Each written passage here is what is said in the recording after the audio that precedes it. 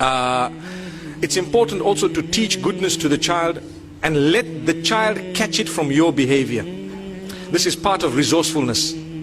We've touched on it a little bit, but let the child catch it from your behavior. You know, how you treat your spouse, your child will treat his or her spouse in most cases. Some cases maybe not, but in most cases.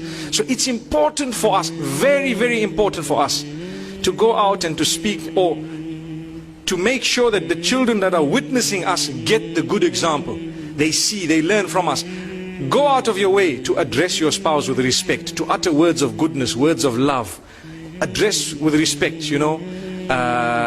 Listen to each other in a way that your children can see that, oh, when mom says something, dad gives it importance. So when I get married, I'm going to give what my wife says a lot of importance. Yes. Why? Because they learned it. They saw that it worked. And they saw that mom is smiling and happy, but mom is crying, depressed. When dad comes, he's in the living room watching TV. Mom says something, he doesn't give an answer. Then he starts screaming and yelling. Then he goes and complains to his friends on the phone, and he does this and so on. Children are watching. Believe me, they think that when you get married, well, she's just a worker. She's here to cook your food, and she's here for your mother to take control of. That's what they think, really. In a lot of homes, mothers take control of wives, of their children. So if I get married and my mother takes control of who I'm married to, is that why you were married? Well, if that's the trend we're set, then obviously it's the wrong thing, it's the wrong trend. We should have a good relation, but it must not be that. And we need to have a habit. I have a habit. I explain to my mom how much I love her. And I tell her, look mom, this is a line. Here's a beautiful line.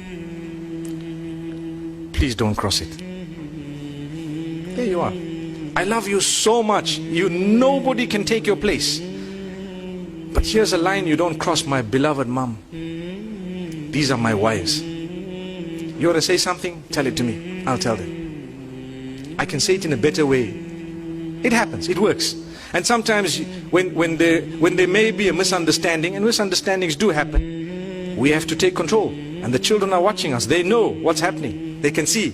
So dad comes in, you have to be a powerful figure with love, But you have to be someone who cannot be trampled over. Affection.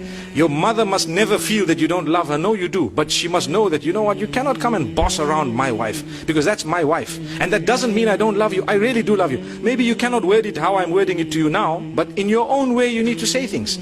Because parenting, and a successful parent can only be a successful parent when they have minimized their own issues. I've got issues in my home with a woman will tell you, I've got issues with my husband and with my mother-in-law and so on. How can you expect that woman to be a successful parent? There's going to be some form of shortage in her upbringing of her children, because she's busy with fighting her own battles.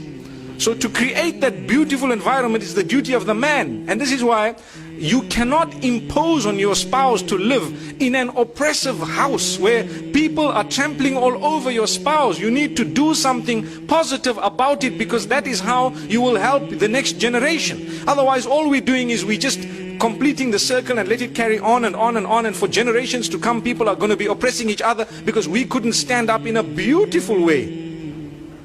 In a beautiful way. We're not saying go to the house and start creating a disaster. No, in a beautiful way. So it's important for us to know that, inshallah, and I know I've touched on it. It's a topic that might affect a lot of people, and people might appreciate what was said. But at the same time, I hope and I pray that less people are being affected by it as time passes, because it is us who can make a difference. You know, when your children are married, give them their space, give them a little bit of their freedom. Make sure that you don't want to control every aspect of their lives and so on. You should have already given them the skills to manage their own lives by the will of Allah subhanahu wa ta'ala.